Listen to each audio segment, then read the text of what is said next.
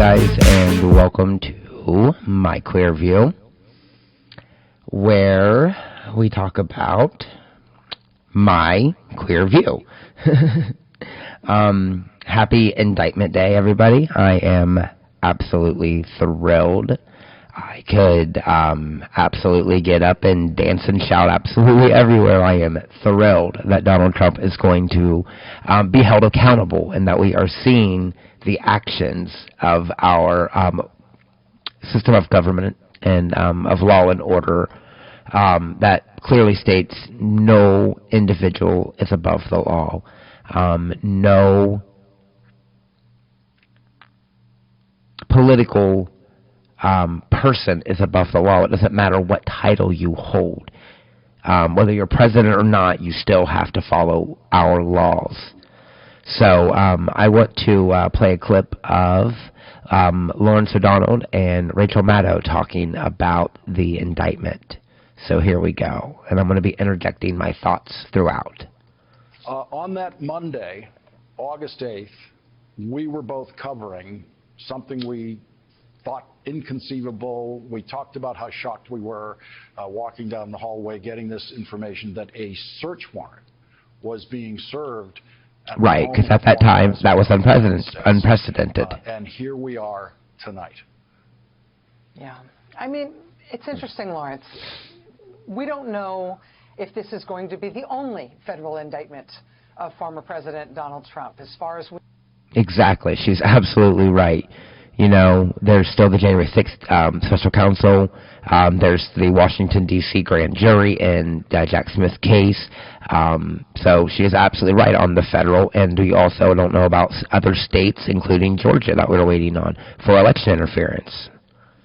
We know the grand jury that we believe is impaneled in Washington, D.C. that is considering the other part of special counsel Jack Smith's remit, the part around Trump trying to stay in office after he was voted out, Trump trying to overturn the results of the election, Trump's involvement in the January 6th violence and the attack on the Congress. I mean, that may yet produce additional charges. Right. With these, what's being reported as 7 charges coming out in Florida, including these charges, according to the New York Times, includes obstruction, conspiracy to commit obstruction, retaining documents, and making false statements. Trump's lawyer was on CNN earlier tonight and alluded to the Espionage Act as well as Section 1519 and 1512. So the actual indictment is still sealed and will not be released until Trump appears in court Tuesday at 3 o'clock in Miami in a federal court case. It's an interesting thing. I mean, it's not surprising, given that the behavior in question kind of happened in the open, and Trump admitted to it. He had not kind of. He has admitted. However, like, Rachel, let's be real, Rachel. Come on now, girl.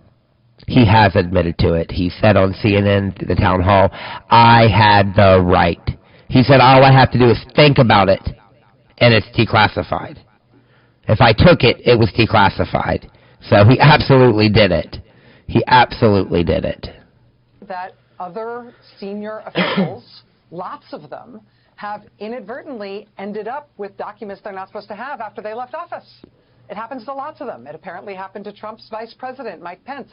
Yeah, but with those cases, they didn't obstruct. They didn't reveal the classified document. So that's completely different when comparing what's going on with Trump versus Mike Pence's retainment of classified documents or Joe Biden's retainment of classified documents. It apparently happened to President Biden. It's happened to other senior officials, other former presidents. And what happens is that they get the benefit of the doubt. They get it. Yes, it's serious. Yes, it's potentially criminal. But you ask for it. You alert the former official in question to the problem. If they don't alert you to the problem, you ask them for the materials back. You ask them to open their offices or whatever the premises are to a search. Presumably, there's a lot of, feeling bad about it and shuffling and apologizing and explaining away, but you let the government get this stuff back. It's not uncommon to take away classified documents inadvertently. It just doesn't seem like an innocent thing when confronted with the fact that you've done that, you don't let the government retrieve the information. Right. Or you lie to them about whether or not you have the information. Exactly. And I think the thing that everybody's going to be looking for on Tuesday when the indictment presumably is unsealed is any indication of what Trump's intent was, why he did it. It is a weird thing to do, given that we've seen other senior officials ostensibly sort of at face value in the same kind of situation. He behaved very differently when confronted with the fact that he had this material. Yes, he absolutely did. Exactly. Why? What is his intent? He's also testified about the case, in effect, publicly, on social media, on television, made all sorts of statements directly related to the case. I had a right to take whatever I wanted. And those statements just go on and on. And every lawyer, you know, working for him surely told him, asked him in some way, please don't do that. Please don't do that. Please don't say that. The prosecution and he's done it and done it and done it. Yeah. He absolutely has. The reason you would do that, right, the reason you would keep talking about it, admitting that you took the stuff, coming up with multiple, often self-contradictory explanations for why it was okay that you had the stuff, the reason you would volunteer all that information is because you fully believe that there's no chance anybody's going to charge you about it.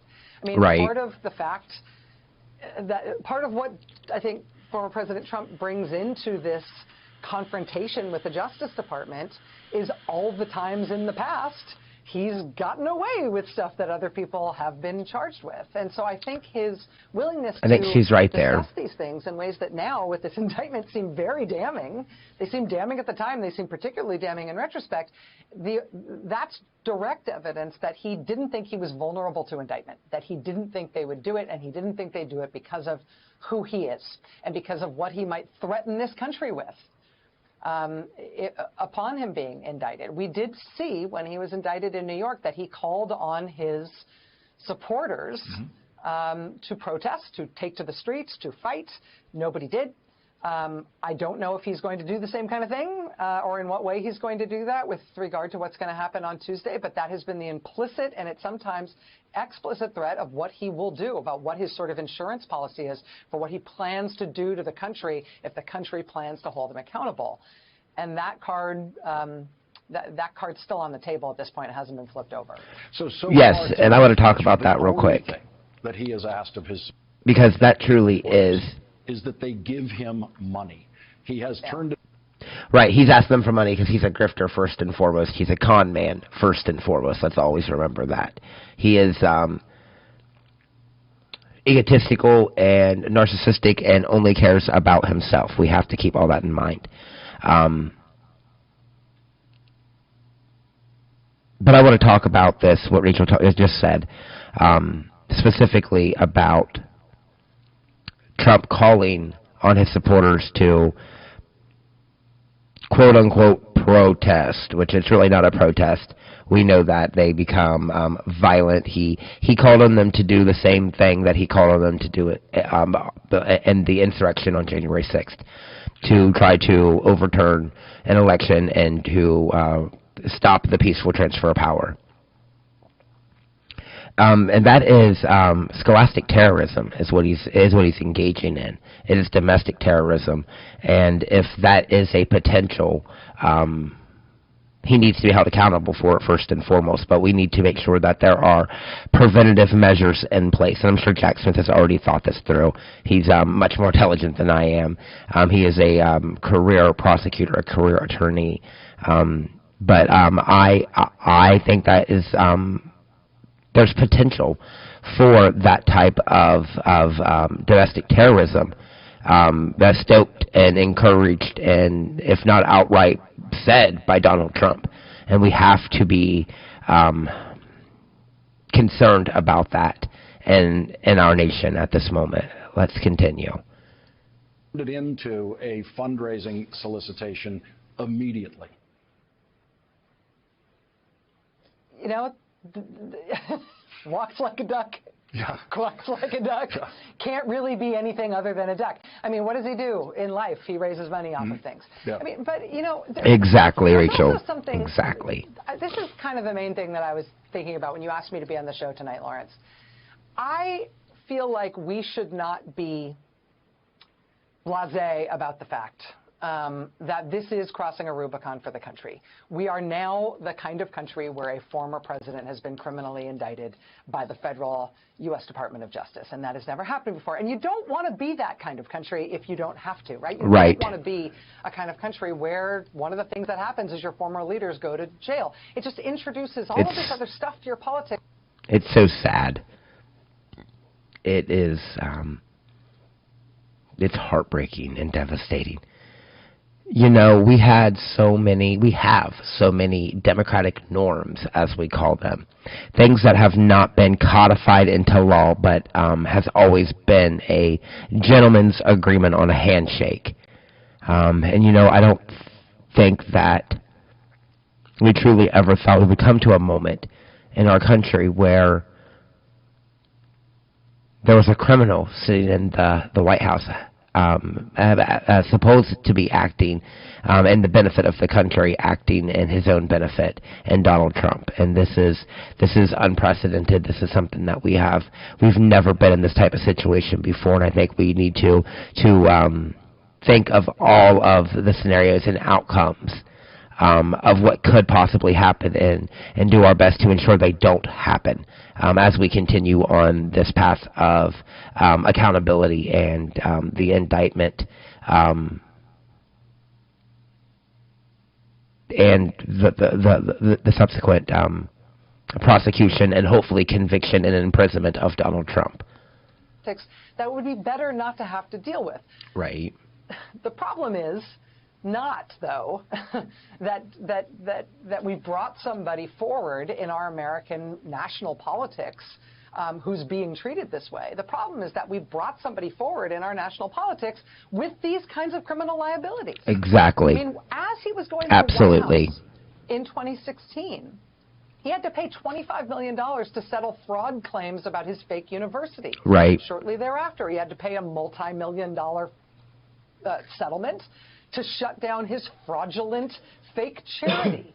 His business has been criminally convicted as a fraud. His CFO just got out of Rikers. His campaign chairman served time in federal prison as a fraud. His campaign manager is awaiting trial as a fraud on fraud trials. Like, with a person it's a grift. Kind of track record, are we surprised that the person at the middle of all of that has been indicted? No, no. It's not surprising. What is surprising is that we put that person in the White House. Exactly, and Rachel. That is the problem. That is the problem. That the party, the Republican Party, Absolutely. has lost the ability to police itself, to prevent itself from letting somebody like that become the standard bearer and presidential nominee of their party. That is the problem. That is where the Rubicon is crossed. Him getting indicted was an inevitability. Absolutely. His father first settled with the Justice Department for not renting apartments to black people. Exactly. This is the way his life has been built. And that goes clear back to the 70s, you guys. I mean, he is a lifelong criminal with a mob boss mentality. The thing that changed in our country irrevocably is when the Republican Party put him at the top of their ticket. And they may yet do it again. Rachel, I'm struck by your phrase about we are now a country. We are now a country that charges former presidents with criminal charges, which I think is an upgrade from the country we've been for the last 49 years since Richard Nixon was pardoned. Right. Because then we became. He should have been indicted. Where a former president very clearly. Let's talk about that for a second, because this is like, I said it was unprecedented, and what I meant by that, it is unprecedented that we are holding a president to account. Because, you know, lots of presidents have broken the law, have massaged it, have done things that are unethical. Richard Nixon, Spiro Agnew, you know, you have Ronald Reagan and Iran-Contra with George W. Bush. I mean, like, there's been a lot of things that have happened, and we've never really held a president to account. But this, with Donald Trump, is such a different thing from things like that, because I truly believe I wasn't around when Nixon was. I was really young with Reagan and George H.W. Bush. But let's go here. I don't think that any of those men, well, Richard Nixon maybe, but the other two, I think that they truly had the country's best interest at heart. And I don't think that they were intentional criminals grifting for themselves and to enrich and empower themselves. I think that they were going on their Christian conservative values at that time. Even though the things they did were wrong and crimes, they weren't held to account, but I don't think that it was to enrich themselves, as I said, unlike with Donald Trump, which I absolutely think it was to enrich himself, to give himself power, and to stroke his massive ego as a narcissist. Far beyond a reasonable doubt, is guilty of committing federal crimes in the Oval Office. Other people are already going to prison for the federal crimes that this president has committed in conspiracy with them, and the president who follows him, who was chosen by him as his vice president, that president pardons the president who committed all those federal crimes. And so 49 years ago, we were the country where if you're a former president and you have committed federal crimes in the presidency, don't worry, you get a pardon here. Now we're a different country. Right. Well, you know, if you go back 50 years instead of 49, you go to that president's vice president. Mm-hmm. With Spiro Agnew, you get a 40-count federal indictment that is brought against him, mm-hmm. not related to Watergate, but because of crimes that he was committing in his own office in the White House. Yeah. And in that case, what the Justice Department bravely and nimbly and controversially brokered with him is that indictment would essentially go poof in exchange for him agreeing to get out of the White House. Mm-hmm. And so that delicate balance between needing a political solution to the criminal in the White House and needing a criminal solution, a criminal law solution to the criminal in the White House is one that 50 years ago this year in 1973 we dealt with. In 1972 we dealt with Spiro Agnew, and then in 1973 we dealt with it in a different way, and as you're arguing, potentially a worse way with Nixon, but now we're back at it. And right. I do think, let's say this is the only federal indictment of Trump. You know, you look at the General Petraeus case from 10 years ago and what he was charged with, and that was very serious. He got off with, I think it was probation and a $100,000 fine.